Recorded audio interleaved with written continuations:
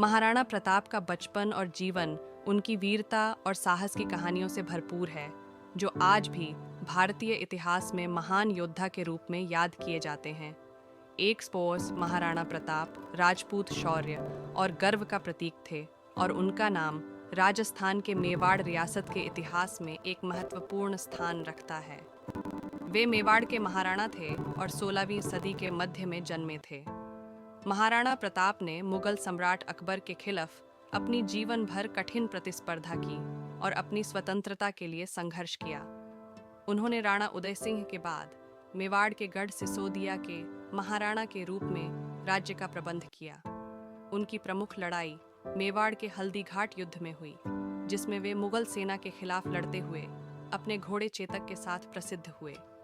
इस युद्ध के बाद भी महाराणा प्रताप ने मुगलों के खिलाफ संघर्ष जारी रखा और मेवाड़ की स्वतंत्रता के लिए निरंतर प्रयास किए। महाराणा प्रताप की वीरता और संघर्ष की कथाएं आज भी लोगों के दिलों में बसी हैं और वे एक महान राजपूत योद्धा के रूप में याद किए जाते हैं। उनका योगदान भारतीय इतिहास का महत्वपूर्ण हिस्सा है, जिन्हें आमतौर पर महाराणा प्रताप मेवाड़ के राजा थे, जो वर्तमान राजस्थान।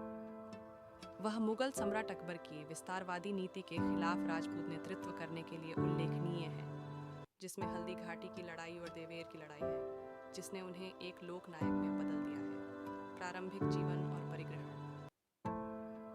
महाराणा प्रताप का जन्म 1540 में मेवाड़ के उदय सिंह द्वितीय और जयवंताबाई के यहाँ हुआ था, जिस वर्ष उदय सिंह बनवीर सिंह को हराने के बाद सिंहासन पर बैठे थे।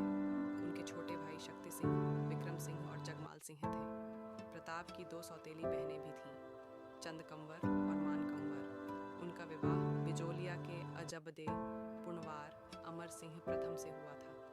वह मेवाड़ के शाही परिवार से थे। 1572 में उदय सिंह की मृत्यु के बाद रानी धीरबाई चाहती थीं कि उनका बेटा जगमाल उनका उत्तराधिकारी बने, लेकिन वरिष्ठ दरबारियों ने सबसे बड़े बेटे के रूप में प्रताप को अपना राजा बनाना पसंद किया। सरदारों की इच्छा प्रबल हुई और प्रताप सिसोदिया राजपूतों की पंक्ति में मेवाड़ के 24वें शासक महाराणा प्रताप के रूप में सिंहासन पर बैठे। जगमाल ने बदला लेने की कसम खाई और अकबर की सेना में शामिल होने के लिए अजमेर चला गया और उसकी मदद के बदले उपहार के रूप में जहाजपुर शहर को जागीर के रूप में प्राप्त किया। अन्य राजपूत शासकों के विपरीत, जिन्होंने उपमहाद्वीप में विभिन्न मुस्लिम राजवंशों के साथ समझौता किया और गठबंधन बनाया, जब तक प्रताप सिंहासन पर बैठे तब तक मेवाड़ मुगलों के साथ लंबे समय से संघर्ष से गुजर रहा था, जो उनके दादा राणा की हार के साथ शुरू हुआ था। 1527 में खानवा की लड़ाई में सांगा और 1568 में चित्तौड़गढ़ की घेराबंदी में अपने पिता उदय सिंह द्वितीय की हार के बाद, हालांकि अरावली पर्वतमाला का शेष जंगली और पहाड़ी राज्य अभी भी महाराणा प्रताप के नियंत्रण में था। मुगल सम्राट अकबर मेवाड़ के माध्यम से गुजरात के लिए एक स्थिर मार्ग सुरक्षित करने का इरादा रखता था। जब 1572 में प्रताप सिंह को राजा महाराणा का ताज पहनाया गया, तो अकबर ने कई दूत भेजे, जिनमें आमेर के राजा मान सिंह प्रथम भी शामिल थे, और उनसे राजपूताना के कई अन्य शासकों की तरह एक जागीरदार बनने का अनुरोध किया। जब प्रताप ने व्यक्तिगत रूप से अकबर के सामने समर्पण करने से इनकार कर दिया और मामले को कूटनीतिक रूप से सुलझाने के कई प्रयास विफल रहे, तो युद्ध अपरिहार्य हो गया। प्रताप सिंह और मुगल और राजपूत जनरल मान सिंह की सेनाएं 18 जून 1576 को राजस्थान में आधुनिक राजसमंद गोगुंडा के पास हल्दी घाटी में एक संकीर्ण पहाड़ी दर्रे से आगे मिली। इसे हल्दी घाटी के युद्ध के नाम से जाना गया। प्रताप सिंह ने लगभग 3000 घुड़सवारों और 400 भील तीरंदाजों की एक सेना तैनात की। मान सिंह ने लगभग 10,000 लोगों की सेना का नेतृत्व किया। 3 घंटे से अधिक समय तक चले भीषण युद्ध के बाद प्रताप ने खुद को घायल पाया और दिन बर्बाद हो गया। वह पहाड़ियों पर पीछे हटने में कामयाब रहा और एक और दिन लड़ने के लिए जीवित रहा। मान सिंह हल्दी घाटी के बाद अपना अभियान समाप्त करने के 1 सप्ताह के भीतर गोगुंदा पर विजय प्राप्त करने में सफल रहे। इसके बाद सितंबर 1576 में अकबर ने स्वयं राणा के खिलाफ एक निरंतर अभियान का नेतृत्व किया और जल्द ही गोगुंडा, उदयपुर और कुंभलगढ़ सभी मुगल नियंत्रण में थे। मेवाड़ पर पुनः कब्जा। 1569 में बंगाल और बिहार में विद्रोह। और मिर्ज़ा हकीम के पंजाब में आक्रमण के बाद मेवाड़ पर मुगलों का दबाव कम हो गया।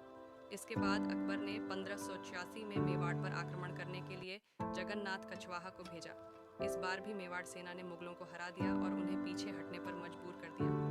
1585 में अकबर लाहौर चला गया और उत्तर पश्चिम की स्थिति को देखते हुए अगले 12 वर्षों तक वहीं रहा। इस अवधि के दौरान मेवाड़ में कोई बड़ा मुगल अभियान नहीं भेजा गया।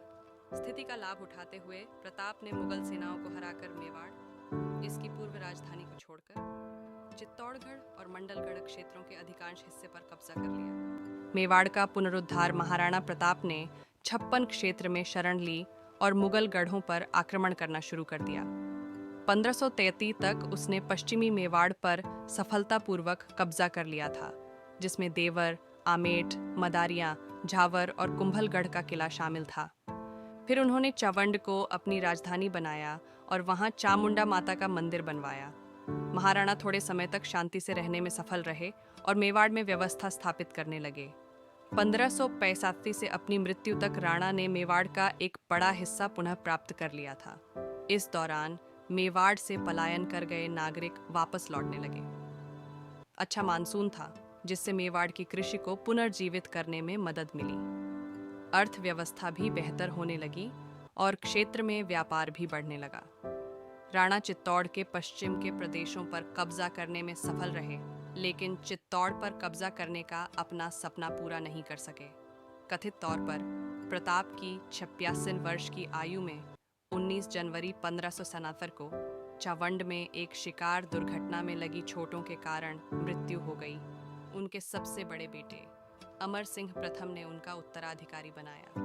अपनी मृत्यु शैया पर प्रताप ने अपने बेटे से कहा कि वह कभी भी मुगलों के सामने न झुके और चित्तौड़ को वापस जीत ले। इतिहासकार सतीश चंद्र कहते हैं, राणा प्रताप द्वारा शक्तिशाली मुगल साम्राज्य की अवज्ञा, लगभग अकेले और अन्य राजपूत राज्यों की सहायता के बिना, राजपूत वीरता और पोषित सिद्धांतों के लिए आत्म बलिदान की भावना की एक गौरवशाली गाथा है। राणा प्रताप के गुरिल्ला युद्ध के तरीकों को बाद में मलिक अंबर द्वारा और अधिक विस्तृत किया गया था, दक्कनी जनरल और सम्राट शिवाजी द्वारा।